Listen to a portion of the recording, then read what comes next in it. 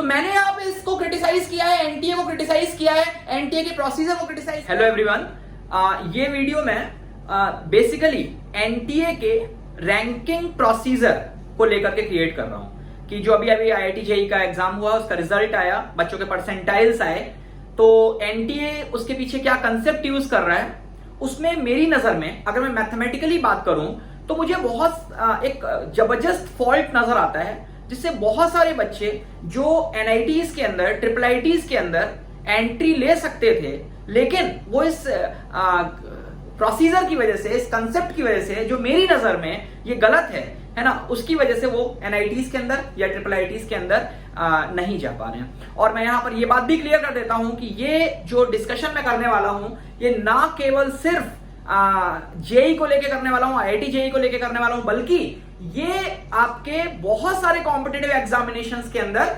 यही फॉल्ट मिलेगा। जैसे कि अगर आप कैट की बात करें, कैट भी बहुत ही क्वालिटी एग्जामिनेशन है हमारी कंट्री का, आईआईटी जेई से कहीं कम नहीं है वो। इसमें जब एनटीए ने पिछले कुछ सालों में, अगर मैं बात करूं तो कुछ सालों से ये शिफ्ट वाला कंसेप्ट स्टार्ट हुआ है कि कई कई दिन एग्जाम कराएंगे और कई कई शिफ्ट में एग्जाम लेंगे। तो जब उन्होंने ये काम किया, इंप्लीमेंटेशन किया इस बात का, तो वहां पे उन्होंने ये दलील दी कि भाई बहुत सारे एग्जाम्स ऐसे ऑलरेडी चल रहे हैं, उसके अंदर ये कंसेप्ट यूज किया जा रहा है, तो हम भी वही कंसेप्ट यूज कर लेते हैं। लेकिन मेरा ऐसा मानना है, हो सकता है कोई मेरी बात से डिसएग्री करे, हो सकता है कोई मेरी बात से एग्री करे, लेकिन मेरा ऐसा मानना है कि मैथमेटिकली इसके अंदर एक बहुत बड़ा फॉल्ट है, उसको मैं आपसे शेयर करना चाह रहा हूं। और कहीं ना कहीं ये मेरे दिमाग में बहुत पहले से था, लेकिन मैं YouTube में नया हूं, कुछ महीनों पहले ही मैंने YouTube चैनल क्रिएट किया है, और इस वजह से शायद मैं कभी पब्लिक प्लेटफॉर्म पे, पब्लिक डोमेन में अपनी बात नहीं रख पाया। हाँ, कोटा में क्लास करते समय, क्लासेस के दौरान मैंने कई बार ये बच्चों से डिस्कशन किया है कि इसमें ये समस्याएं आती हैं। तो ठीक है, उस पर आते हैं। बहुत सारे मेरे पास आज सवेरे से फोन आ रहे हैं, आज क्योंकि रिजल्ट आया रात में। तो सबसे पहले तो मैं उन सारे बच्चों को बहुत बहुत बधाई देना चाहता हूं, है ना, जिन्होंने बहुत जबरदस्त परफॉर्मेंस दी है। इतनी सारी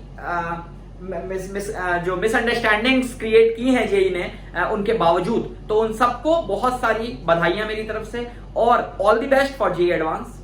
और बाकी सारे बच्चे जिनके इसमें परसेंटाइल कम आए हैं, उनको मैं भी ये कहूंगा कि जेई एडवांस के लिए बुरी तरह से लगे रहें, है ना। कोई आप इस जो आपकी जो रैंक अभी एनटीए ने दी है, उसको आप बिल्कुल पत्थर की लकीर ना मान लें कि मान लीजिए आपकी रैंक 15,000 के आसपास आ रही है, परसेंटाइल से कैलकुलेट हो जाती है, या फिर आपकी 25,000 के आसपास रैंक आ रही है, तो इसका अपने दिमाग में बिल्कुल भी ये एक इंपैक्ट ना आने दें कि अगर मेरी यहाँ 25,000 रैंक आ रही है तो मैं एडवांस में कैसे सेलेक्ट होऊंगा, क्योंकि ये 25,000 रैंक जो एनटीए ने आपको दी है, इसके पीछे ही कुछ गड़बड़ियां हैं, कुछ मिसकंसेप्शंस हैं, जो अपन यहां बात करने जा रहे हैं। हो सकता है कि आपकी रैंक 12,000 या 10,000 आ रही होती, जो कि 25,000 आई है। देखते हैं, बात करते हैं।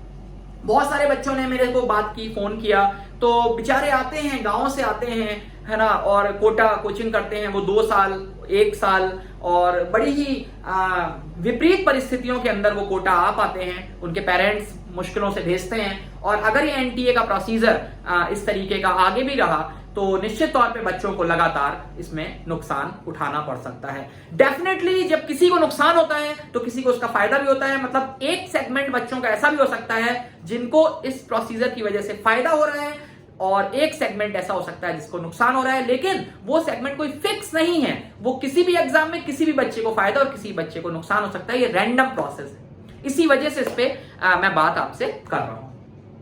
इसमें सबसे पहले तो मैं आपको थोड़ा सा इसमें कंसेप्ट एक्सप्लेन कर देता हूं बहुत शॉर्ट में, कि किस कंसेप्ट को यूज करके एनटीए रैंकिंग देता है।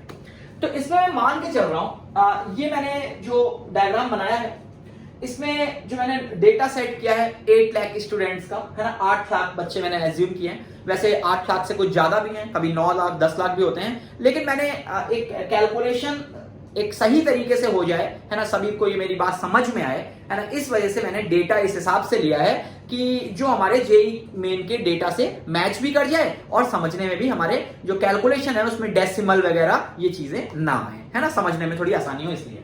तो मान लेते हैं कि 8 लाख बच्चे हमारे जेईई मेन के अंदर अपीयर होते हैं। अब मेरा इसमें ये कहना है कि मान लेते हैं कि हम ऑल इंडिया रैंक 1 से लेके ऑल इंडिया रैंक 24,000 तक का डिस्कशन कर रहे हैं, क्योंकि 24,000 रैंक तक आपको सेकंड, थर्ड, फोर्थ राउंड की काउंसलिंग में NITs वगैरह मिल जाते हैं। तो मैं यहाँ पे AIR 1 to AIR 24,000 की बात कर रहा हूं। अब मेरा ये कहना है कि अगर इन 8 लाख बच्चों का सिर्फ एक एग्जाम लिया गया होता, सिर्फ एक एग्जाम लिया गया होता, तो इनकी एक रैंकिंग बनती है ना, ऑल इंडिया रैंक 1 से लेके ऑल इंडिया रैंक 8 लाख तक, और उसमें ऊपर के ये 24,000 बच्चे आते। मानते हैं कि भाई ये 24,000 बच्चे बेस्ट परफॉर्मेंस थे और इनकी बेस्ट रैंक्स आई, ऑल इंडिया रैंक 1 से लेके ऑल इंडिया रैंक 24,000, अगर ये सिर्फ एक एग्जाम लेते तो। अब इन्होंने क्या किया, इन्होंने मान लेते हैं कि 8 शिफ्ट में एग्जाम लिया। जैसा कि मैंने आपसे कहा कि मैंने डेटा इस हिसाब से सेट किया है, 8 लाख बच्चे हैं तो मैंने 8 शिफ्ट मान लिए, क्योंकि 10 शिफ्ट करते तो भी 80,000 का कैलकुलेशन बैठता, तो समझ में आ जाए कंसेप्ट की गड़बड़ी कहां है, वो समझना है मेनली।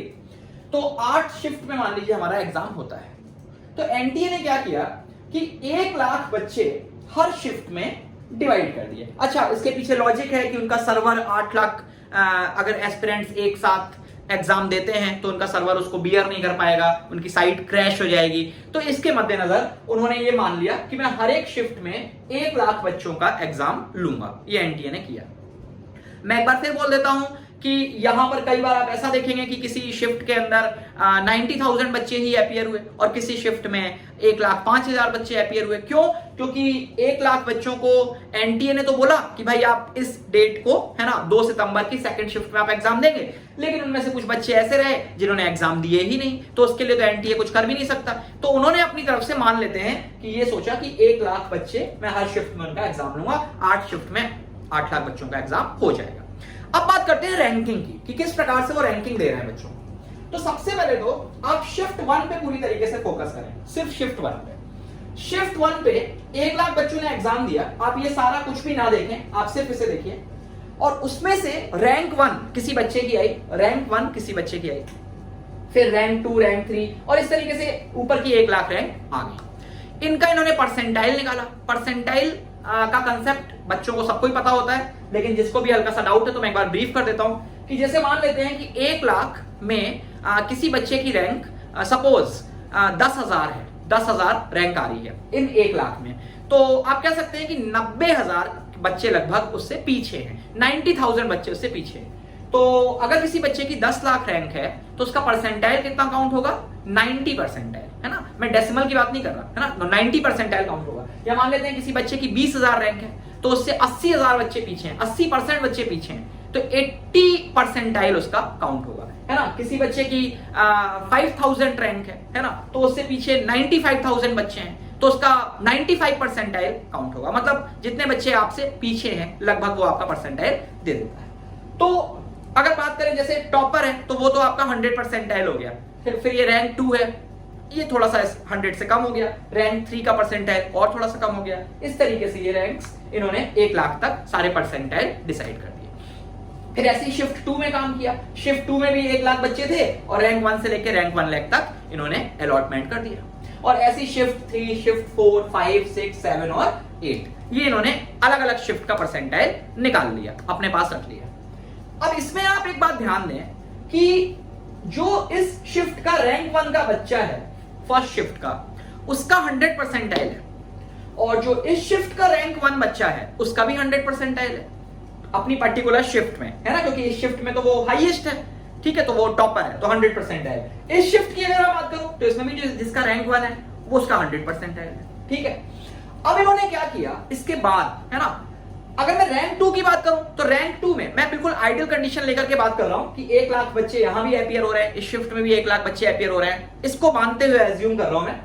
तो रैंक 2 बच्चा जो है उसका जो परसेंटाइल आएगा, यहां पे भी रैंक 2 वाले बच्चे का वही परसेंटाइल आएगा अगर दोनों शिफ्ट में 1-1 लाख बच्चे अपीयर हो रहे हैं, और यहां पे जो रैंक 2 बच्चा है उसका भी सेम परसेंटाइल आएगा, ठीक है। इस तरीके से कहानी चलेगी। फिर रैंक 3 वाले बच्चे का जो परसेंटाइल होगा अपनी शिफ्ट में, इस वाली शिफ्ट में भी रैंक 3 वाले बच्चे का वही परसेंटाइल होगा, इस वाली शिफ्ट में भी रैंक 3 वाले बच्चे का वही परसेंटाइल होगा, और ये प्रोसेस 8 शिफ्ट तक चलेगी। ये तो इन्होंने पहले एनटीए ने कर दिया, ठीक है, यहां तक कोई आपत्ति नहीं, मान लेते। इसके बाद इन्होंने क्या किया कि ये जो शिफ्ट 1 से लेके शिफ्ट 8 तक के रैंक 1 वाले बच्चे थे, शिफ्ट 1 से लेके शिफ्ट 8 तक जो रैंक 1 वाले बच्चे थे, इनका आप ये मान लें, इनका एक इन्होंने बंच बना लिया है ना, इनके नाम इन्होंने एक डब्बे में डाल दिए मान लेते हैं, और इन्होंने ये कह दिया कि इन बच्चों को हम ऊपर की 8 रैंक दे देंगे। इनको क्या करेंगे, ऊपर की 8 रैंक्स दे देंगे, all India rank 1 to all India rank 8,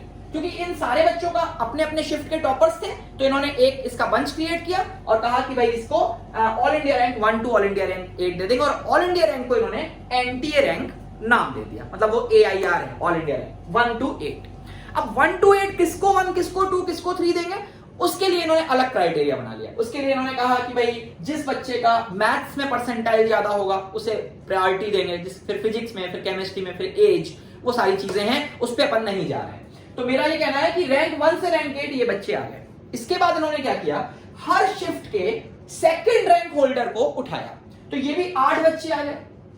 इन 8 बच्चों का इन्होंने एक बंच क्रिएट किया, ठीक है।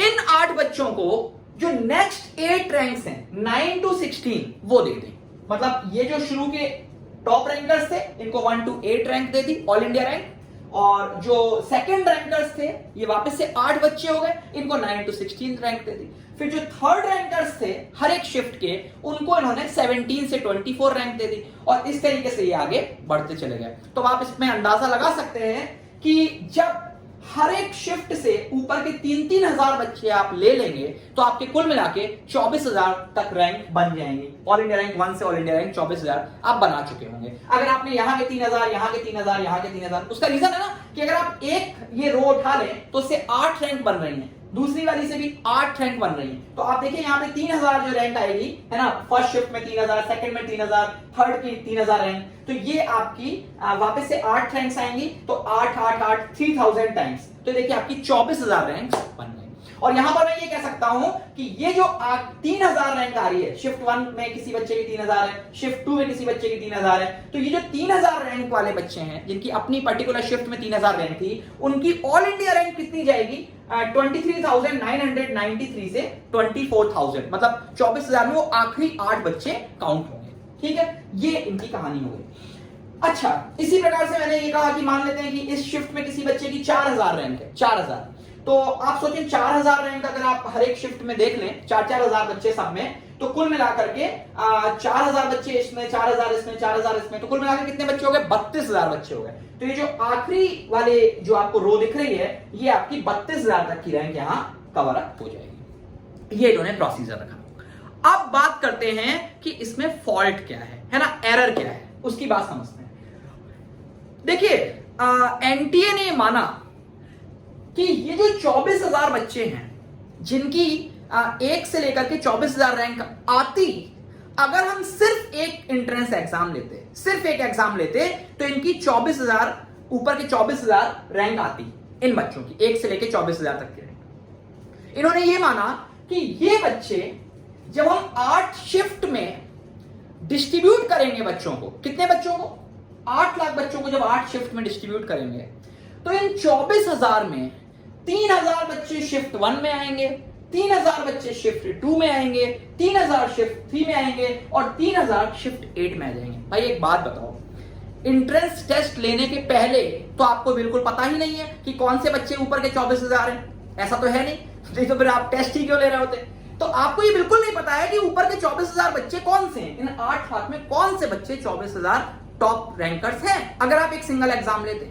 अब आपने क्या किया, ये मान लिया है ना, ये आपका अजम्पशन है, जो कि बहुत खतरनाक बच्चों के लिए साबित हो रहा है। कई बच्चों के लिए इनका अजम्पशन है कि जब हम 1 लाख बच्चे शिफ्ट 1 में डालेंगे, और 1 लाख बच्चे शिफ्ट 2 में डालेंगे, और 1 लाख बच्चे शिफ्ट 8 तक डालते जाएंगे, तो इन्होंने ये मान लिया है कि ये जो 24,000 ऊपर के बच्चे आते, अगर एक सिंगल एग्जाम लिया जाता, तो इस 1 लाख में उन 24,000 में से 3,000 बच्चे आ गए होंगे, इन 1 लाख में उन 24,000 में से 3,000 बच्चे आ गए होंगे, इस 1 लाख में, इस 1 लाख में, इस 1 लाख में, और इन सारे 1 लाख में 3,000 बच्चे वहां से आ गए होंगे। तो इनका ये मानना है कि जब आप इस शिफ्ट के ऊपर के 3,000 बच्चे निकालेंगे, भाई ये 24,000 बच्चे तो मोस्ट इंटेलिजेंट बच्चे हो गए, तो अगर उन 24,000 में जो 3,000 शिफ्ट 1 में होंगे, उन्हीं की शुरू की 3,000 रैंक्स आएंगी। ऐसा एनटीए ने माना है।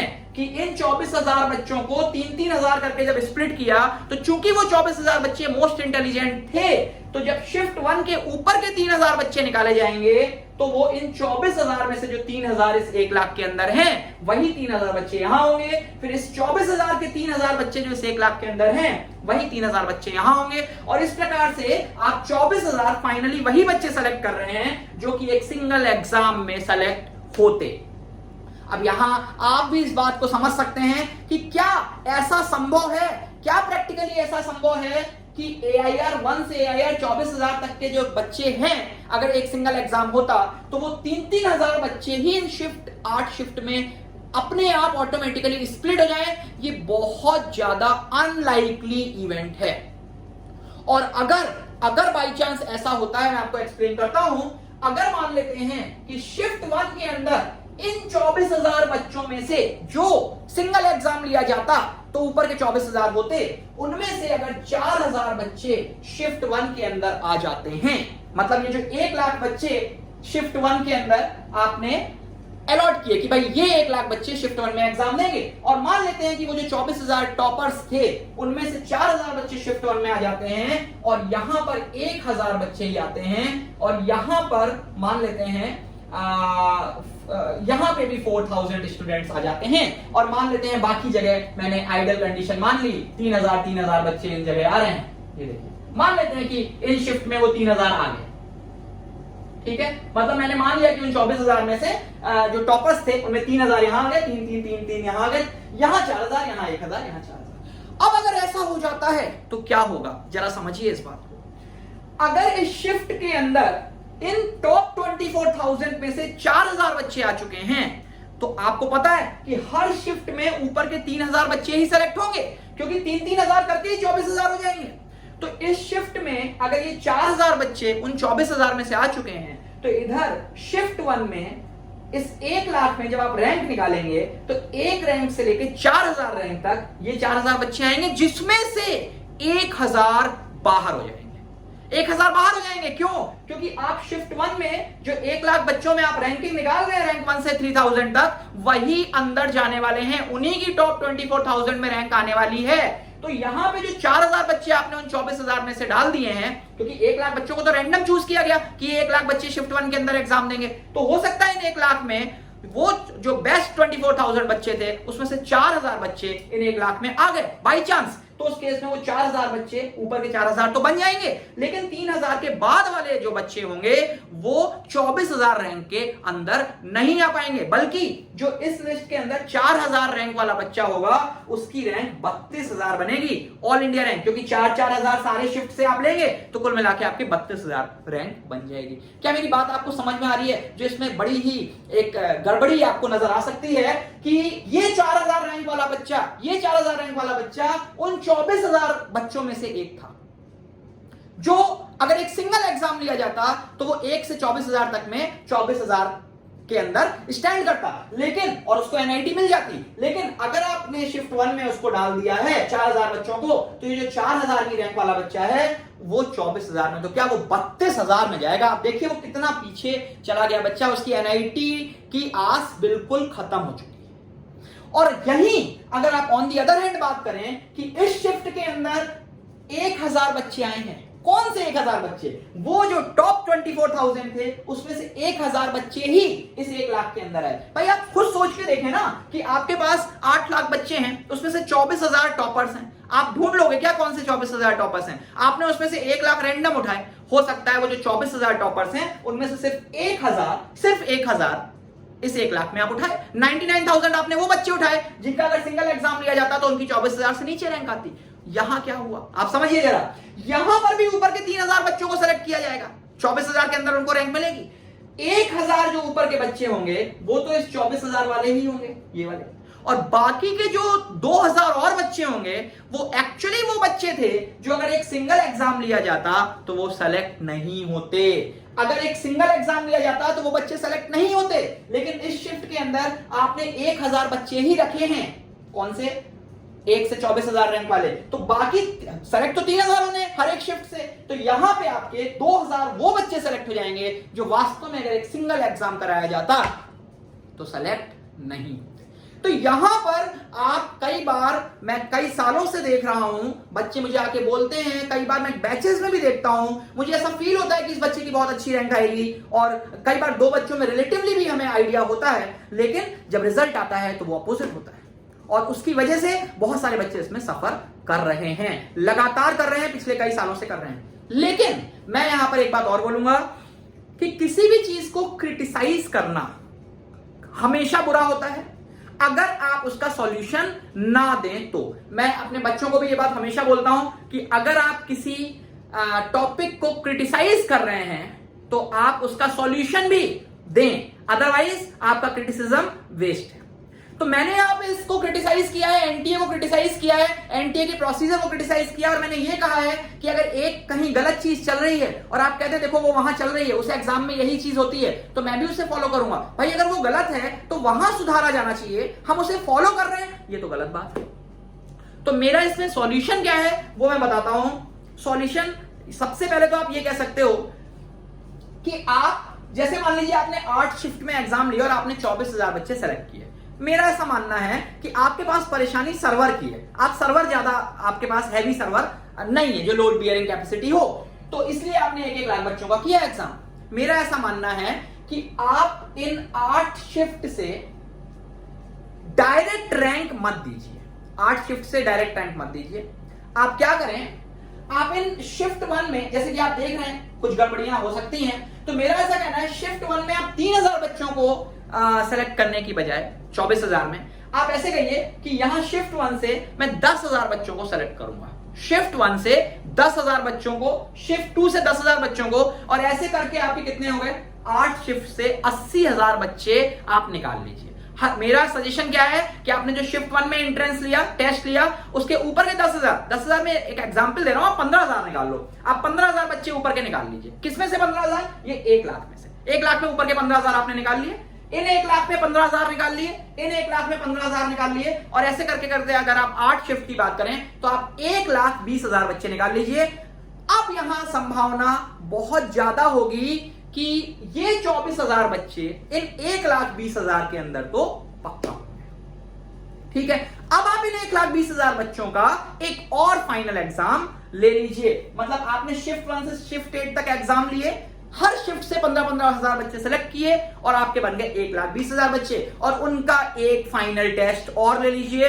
उससे ये समस्या खत्म हो जाएगी, और जो बच्चा सेलेक्ट होने वाला है वही सेलेक्ट होगा। जो बेचारा मजबूरी में किसी प्रकार से वो कोटा आया था, उसने 2 साल पढ़ाई की या 1 साल पढ़ाई की 12th के बाद, और अगर उसका सिलेक्शन नहीं हुआ तो उसके पूरे परिवार की जिंदगी बदल जाती है, और अगर सिलेक्शन हो गया तो भी पूरे परिवार की जिंदगी 180 डिग्री अपोजिट बदल जाती है। तो कहीं ना कहीं एनटीए को इस बारे में मेरी तरफ से ये सजेशन है, सोचना चाहिए कि अगर आप इसी प्रकार से एग्जाम लेना चाहते हैं, क्योंकि आप ऑनलाइन एग्जाम में सोच रहे हैं कि भाई दिक्कतें बहुत सारी होती हैं इसलिए हमें शिफ्ट वाइज एग्जाम लेना पड़ता है, तो ठीक है आप लीजिए, लेकिन ये आपने सारा कार्यक्रम आपका हो जाए, उसके बाद हर शिफ्ट से एक ज्यादा अमाउंट ऑफ स्टूडेंट को सेलेक्ट करके उनकी एक फाइनल एक एंट्रेंस करा दीजिए, एक और टेस्ट करा दीजिए। इसमें मेरा ऐसा मानना भी है कि जो बहुत सारी बातें बच्चों के बीच में आती है कि मेरे शिफ्ट में पेपर टफ था, मेरे में इजी था, इसके में मॉडरेट था, वो सारी बातें भी खत्म हो जाएंगी।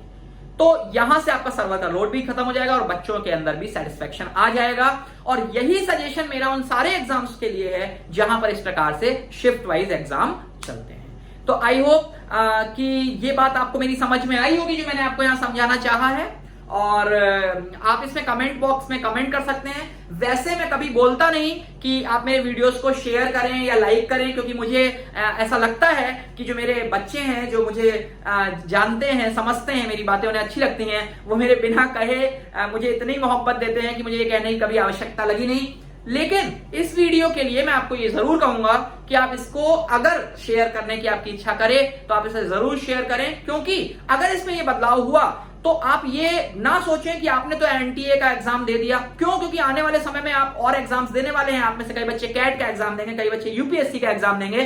तो कहीं ना कहीं जब आप एक बार बदलाव की एक पहल करेंगे तब वो हो सकता है आगे बदलाव हो जाए और आपके जूनियर्स को भी इसका सहयोग मिलेगा। हमेशा लोग जो बच्चे सेलेक्ट हो जाते हैं उनकी बात जरूर करते हैं, लेकिन मेरा ऐसा मानना है कि उन बच्चों की बात भी बहुत जरूरी है जो किसी वजह से सेलेक्ट नहीं हो पाए, कई बार वो अपनी वजह से सेलेक्ट नहीं हो पाते, कई बार कुछ मजबूरियां होती हैं और कई बार ऐसी स्थितियां भी बन जाती हैं कि बच्चे ने पूरी मेहनत की है लेकिन उसके बावजूद वो पीछे रैंक आ गई है। तो यहां पर मैं इस वीडियो को समाप्त करूंगा और सभी को all the very best for JEE advance. मैं एक बार फाइनली फिर बोलूंगा कि अगर किसी बच्चे की रैंक जेईई मेन के अंदर एनटीए स्कोर में खराब आ गई है तो हो सकता है कि आपके साथ यही हुआ हो सकता है आपकी शिफ्ट के अंदर इन 24,000 में से 6,000 बच्चे हों। आप सोच के देखिए, अगर 24,000 में से 6,000 बच्चे आपकी शिफ्ट के अंदर आ गए हैं तो आपकी रैंक कहां पहुंचेगी, है ना। और वहीं किसी बच्चे की शिफ्ट में हो सकता है 1,000 1,500 बच्चे हो इन 24,000 में, उसकी रैंक अच्छी भी हो जाएगी जो आपको उम्मीद भी नहीं रही होगी पहले।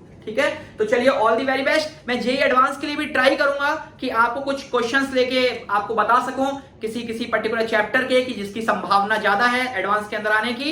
एंड डू योर बेस्ट, है ना। All the very best, good luck.